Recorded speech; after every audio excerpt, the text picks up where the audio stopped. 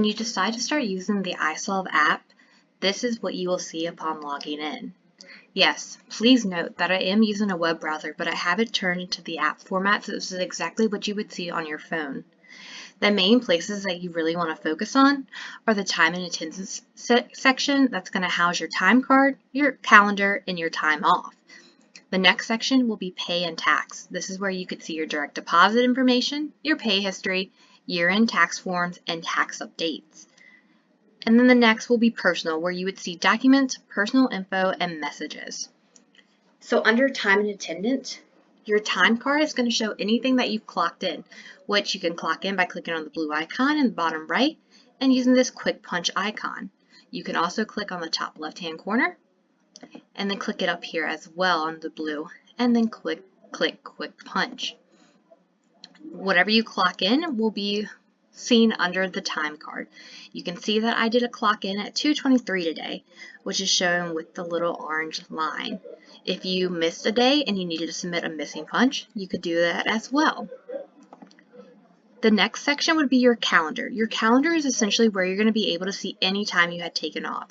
If you had requested time off for the 26th, you would see that date with a little bullet on it, and it would show that you have the date requested off. And time off is essentially where you would be able to see any time off balances that you had and be able to request time off using the plus button. In my demo, I do not have that set up at this moment.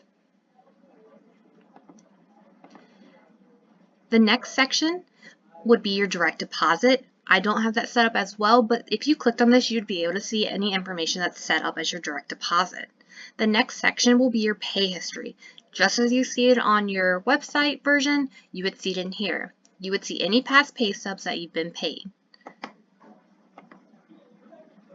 Year-end tax forms, that is where you're going to be able to obtain any past years W-2 forms such as 2024. You would be able to download it within the app.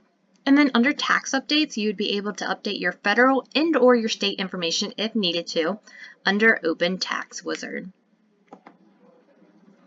Under personal, you'll be able to see documents, which just would house any documents that have been uploaded, like an I-9 completion, or in this case, the acknowledgements. So you can see that I have an electronic signature consent as well as an electronic tax form that I consented to when I created my account.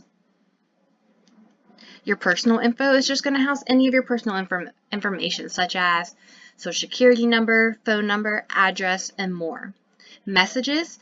If the company decides to put any messages for you to view and acknowledge, you would be able to see that as well. So under here, you can see that the Clean Care team has employee messages, and this is where you would be able to see all the documents that you need to view and acknowledge.